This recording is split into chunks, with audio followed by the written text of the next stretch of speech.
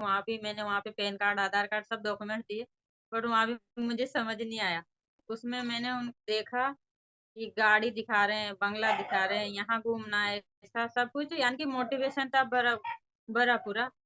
Hello everyone, welcome back to my channel. Myself Sneha. I am a student and a proud telecritter.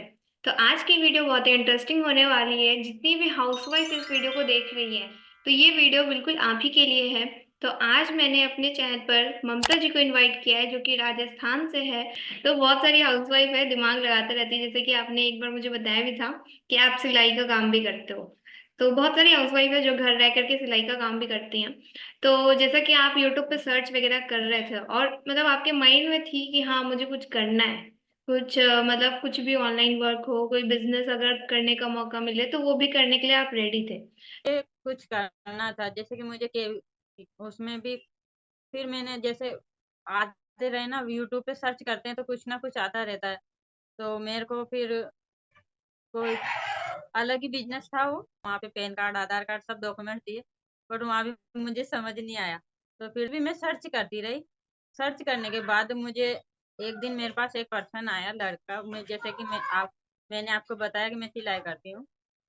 तो उस time को मेरे पास approx अप्रैल मई में वो लड़का आया था। तो उसने कहा कि दीदी आप एक बिजनेस करना चाहते हो। मैं कहा बताओ कौन सा है कि ये बिजनेस है, बट मुझे उसमें थोड़ा डाउट लगा। तो मैंने उसको अप्रोक्स 2 महीने तक घुमाया, मैंने नहीं किया। फिर मैंने सारी उसकी जानकारी निकाली, यूट्यूब पे देखते देखते पूरा उसका प्रोसेस निकाला।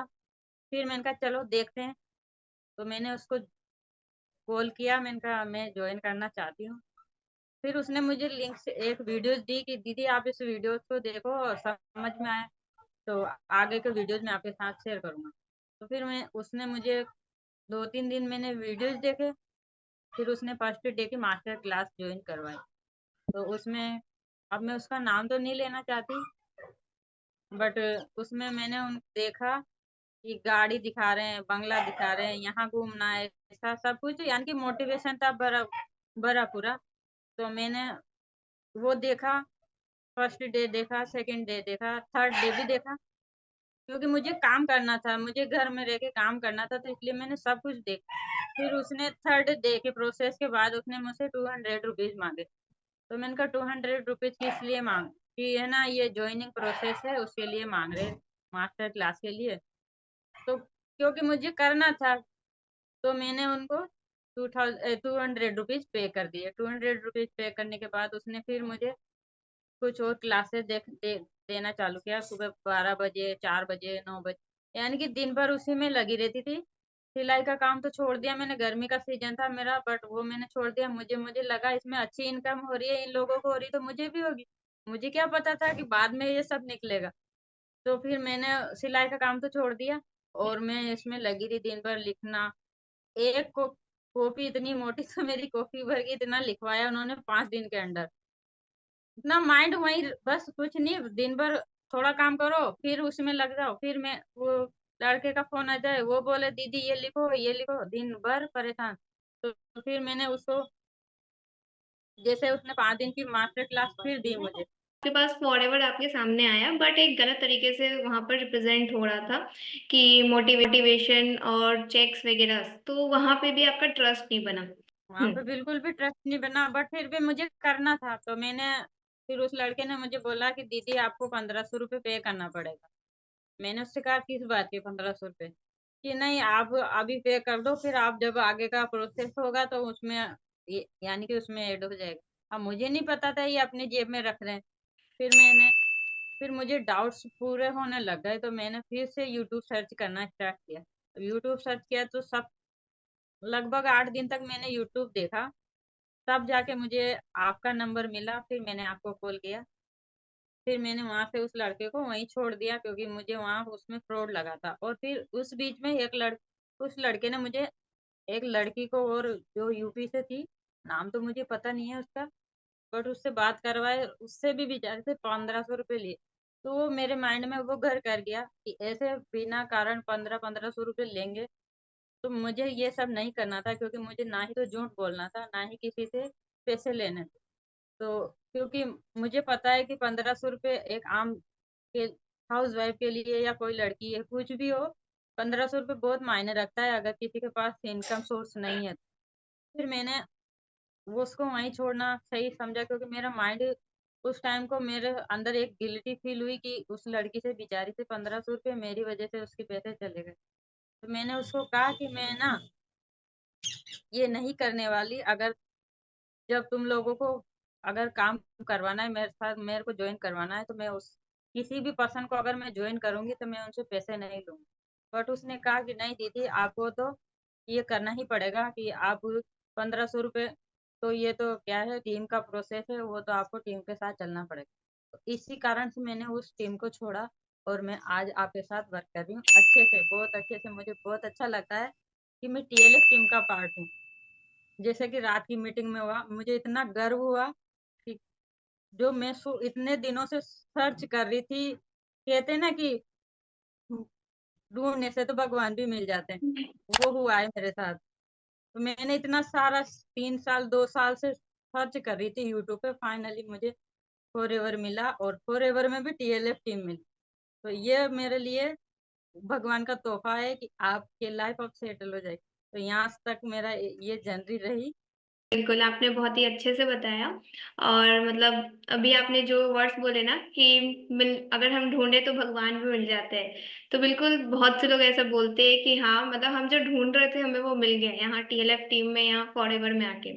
तो फॉरएवर एक बहुत ही अच्छी अपॉर्चुनिटी है, और जैसा कि आपने इतनी सारी चीजें एक्सप्लोर की, मतलब इसी तरह हम किसी भी फील्ड में एंटर नहीं कर सकते।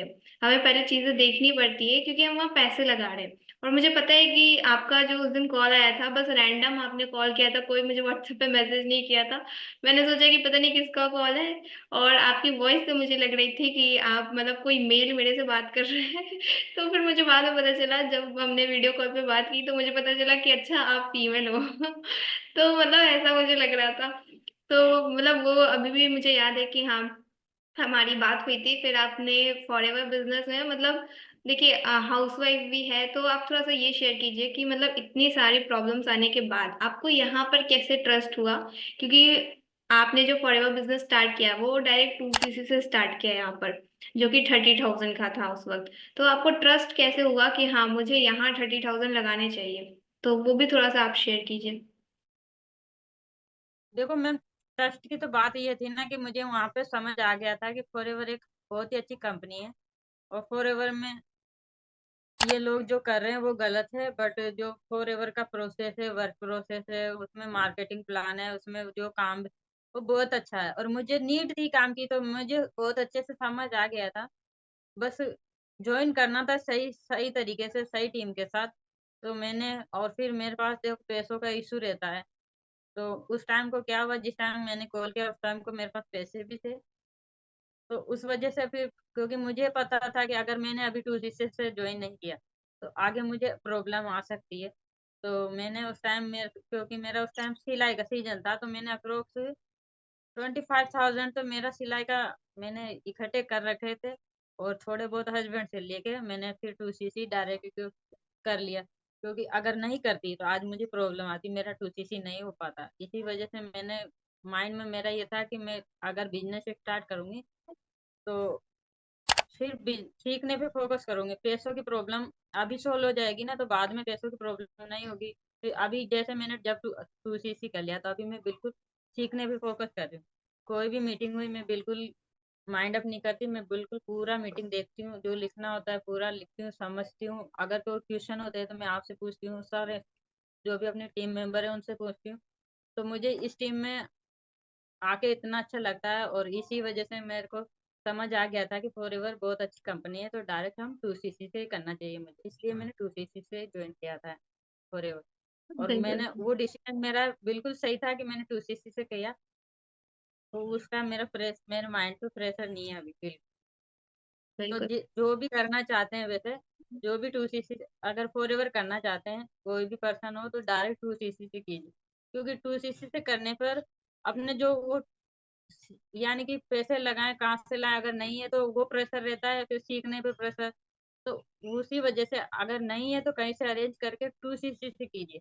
अगर 2cc से नहीं करेंगे कोई भी, तो दो जगह से झूलने में बहुत प्रॉब्लम होती है, इसलिए मेरा तो माइंड फ्रेश एकदम हो गया था कि मुझे 2cc से करना है, चाहे कुछ भी हो। बिल्कुल बिल्कुल। और साथ ही साथ मतलब जब हमारी मीटिंग हुई थी तो मैंने आपको सारा सिस्टम भी प्रॉपर बता दिया था कि हम इस तरीके से वर्क करते हैं, इस तरीके से आपको करना होगा। तो वहां से भी आपका पूरा क्लियर हो गया, कोई क्वेश्चन नहीं बचे आपके।